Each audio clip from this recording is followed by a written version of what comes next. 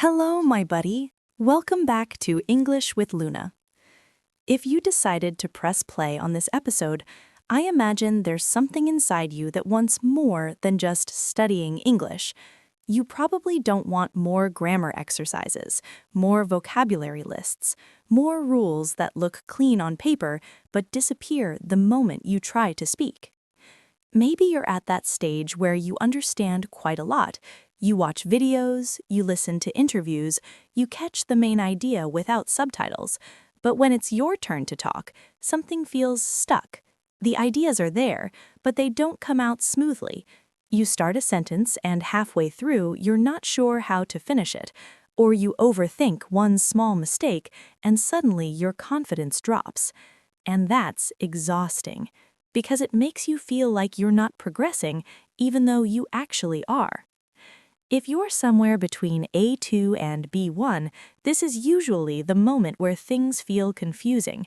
You're no longer a beginner, but you're not fully comfortable either. You can survive in English, but you don't feel natural. And what you really want is not perfection. You just want to communicate clearly, to say what you think without panic, to express simple ideas in a way that sounds calm, controlled, and real. That's what this space is for. This isn't a classroom. I'm not here to test you. I'm not here to correct every tiny detail. Think of this more like a conversation you're listening to while your brain quietly adapts. The more you expose yourself to natural English, the more your internal rhythm changes, and that rhythm is what eventually makes speaking easier. So today, just let yourself listen. You don't need to memorize anything. You don't need to write everything down. Just notice how ideas connect. Notice how sentences flow into each other. Notice how communication is more about clarity than complexity. At some point during this episode, I'll invite you to speak a little, not in a forced way, not in that uncomfortable, repeat mechanically way, just small moments where you'll express something simple, something real, something you could actually say in your own life. Because effective communication isn't about sounding impressive, it's about being understood and feeling steady while you speak. So wherever you are right now, take a breath. Let your shoulders relax a bit. There's nothing to prove here. This is practice, but the kind that feels human. All right, let's begin. There's something frustrating about being in that middle level of English. When you're a complete beginner, everything is simple. You know you're starting. You accept the mistakes. You celebrate small things, like understanding one sentence. But when you reach this A2, B1 stage, the rules change. Now you understand much more. You can follow conversations, you can read posts, you can even explain basic ideas. And because of that, you expect more from yourself. That's where the pressure begins. You start thinking, I should be speaking better by now. Or, why do I still sound basic? Or even worse, maybe I'm just not good at languages. And the problem isn't your English, it's the gap between what you understand and what you can produce. Your brain recognizes structures. It understands vocabulary when someone else uses it, but producing language is a completely different skill. It's like watching someone swim versus jumping into the water yourself. Watching feels smooth. Doing feels messy. So when you try to speak, your mind moves too fast. You search for the perfect word, you worry about the tense, you remember a grammar rule halfway through the sentence, and suddenly you doubt everything you just said. And in that tiny moment of doubt, your confidence drops. That hesitation, that's what makes you feel not fluent. Not your accent, not your vocabulary, not your level. It's the internal noise. And the worst part is that nobody really talks about this stage. People either focus on beginners or on advanced speakers, but this middle phase is where most learners get stuck emotionally. You're good enough to see your mistakes clearly, but not yet comfortable enough to ignore them. So you become your own critic. You replay conversations in your head, you think about what you should have said. You compare yourself to people who have been practicing for years longer than you do, and slowly, speaking becomes stressful instead of natural. But here's something important to understand. This stage is not a sign of failure, it's actually a sign of growth.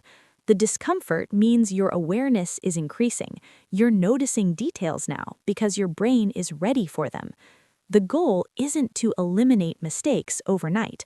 The goal is to build steadiness, to speak in a way that feels controlled, even if it's simple, to choose clarity over complexity, to allow yourself to finish a sentence without mentally correcting it 5 times. Because communication doesn't reward perfection, it rewards connection. And once you stop trying to sound advanced, something interesting happens. Your speech becomes smoother, your thoughts organize themselves better, your confidence grows quietly without forcing it. That's the shift we're working on here. Not better grammar, not harder vocabulary, just calmer communication. So if that's the stage you're in, the real question becomes, how do you move forward without burning out? Because pushing harder usually doesn't work. Studying more grammar, memorizing longer lists of vocabulary, trying to sound more advanced than you feel, that often creates more tension, not less. What actually helps is something much quieter. It starts with slowing down. Most intermediate learners try to speak fast because they think fluency means speed. But fluency is not speed. Fluency is control. It's knowing where your sentence is going before you arrive there. It's finishing a thought calmly instead of rushing to the next one. So instead of trying to say something impressive, you practice saying something clear. For example, imagine you're explaining your day. Instead of searching for sophisticated expressions, you simply organize your thoughts in order. First, what happened, then how you felt, then why it mattered. That's it. Simple structure, clear intention. When your ideas are organized, your English sounds stronger automatically. Another small shift is allowing repetition in a natural way. Native speakers repeat ideas all the time. They rephrase, they adjust, they clarify. But they do it calmly, not because they're insecure, but because communication is flexible. So if you don't find the perfect word, you don't freeze. You say it differently. You move around the idea. You stay in control. And something else that changes everything, speaking out loud more often, even when you're alone. Not performing, not recording perfect videos, just thinking in English for a few minutes, describing what you see, explaining what you're doing, reflecting on something small. When you do that consistently, your brain stops treating English as a test and starts treating it as a tool. That's the difference. When English feels like a test, you feel judged. When English feels like a tool, you feel capable. So during this episode, as you listen, notice how ideas connect softly. Notice that I'm not using extremely complicated words. Notice that clarity doesn't require difficulty. You can communicate effectively with the vocabulary you already have. What makes the difference is how you manage your thoughts while you speak. If you want, you can try something right now. Think about one small topic, maybe your weekend, your routine, or something you're planning. Don't try to impress anyone, just organize it in your head, beginning, middle, end. And when you speak, focus on finishing each sentence calmly. That's the practice. Not perfection, not speed, not complexity, just steadiness. And the more you practice steadiness, the more natural your English begins to feel. Not because your level suddenly jumps, but because your confidence becomes stable. That's how you move from surviving in English to actually communicating. And I want to tell you something honestly, because this part matters more than any technique. There will be days when you feel fluent, and days when you feel like you forgot everything. That doesn't mean you're going backwards. Language learning is not linear. It doesn't move in a straight, clean line. Some days your brain is relaxed and words come easily. Other days you're tired, distracted, overthinking, or just not in the mood, and suddenly forming a simple sentence feels heavy. That's normal. What makes people quit at this stage isn't their level, it's the emotional reaction to inconsistency. You speak well one day, you struggle the next day, and instead of thinking, okay, normal fluctuation, you think, what's wrong with me? Nothing is wrong with you.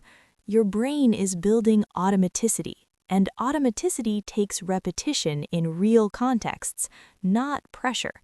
It takes exposure, small risks, tiny uncomfortable moments where you speak even if you're not fully sure. You will still make mistakes at B1. You will still hesitate at B2. Even advanced speakers pause, rephrase, search for words. The difference is not that they stopped making mistakes. The difference is that they stopped panicking when they do. That's a huge shift. Because once you remove the fear of sounding imperfect, your communication becomes freer. You stop monitoring every verb tense. You stop judging your accent mid-sentence. You allow yourself to finish your thought. And finishing your thought calmly is already confidence. So if you ever feel stuck, don't ask yourself, why am I not fluent yet? Ask something softer. Ask, am I practicing consistently? Am I exposing myself to real English? Am I speaking, even a little? Progress at this level is subtle. It's not dramatic. It doesn't feel like fireworks. It feels like slightly less hesitation, slightly more clarity, slightly faster organization of ideas. Small shifts. But those small shifts accumulate, and one day you realize you just had a conversation without translating in your head. You just explained something complex using simple words. You just stayed calm while speaking. That's growth. Not loud, not dramatic, but real. So be patient with yourself. You're not behind, you're in the process, and the process is working, even when it feels slow. Before we finish today, I just want you to notice something. You've been listening in English for a while now. Maybe you didn't understand every single word. Maybe your mind drifted for a moment and then came back. That's okay. What matters is that you stayed, you kept listening, and that, by itself, is practice. Sometimes we underestimate the power of quiet exposure, of simply being around the language without pressure. No test, no score, no one interrupting you to correct every small detail. Just you and the rhythm of English. If you take anything from this episode, let it be this. Communication is not about proving your level. It's about expressing your ideas in a way that feels stable, even if it's simple, especially if it's simple. The goal isn't to sound impressive, it's to sound clear. It's to feel calm while you speak. And that calmness doesn't arrive suddenly. It grows slowly, through repetition, through patience, through moments like this, where you allow yourself to listen, reflect, and maybe speak a little without fear. So this week, don't try to transform your English completely. Just practice steadiness. Finish your sentences. Organize your thoughts.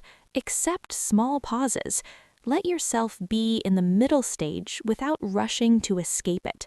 You're building something solid, and solid things take time.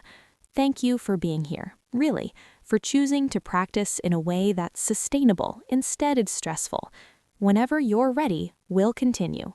Talk to you in the next episode.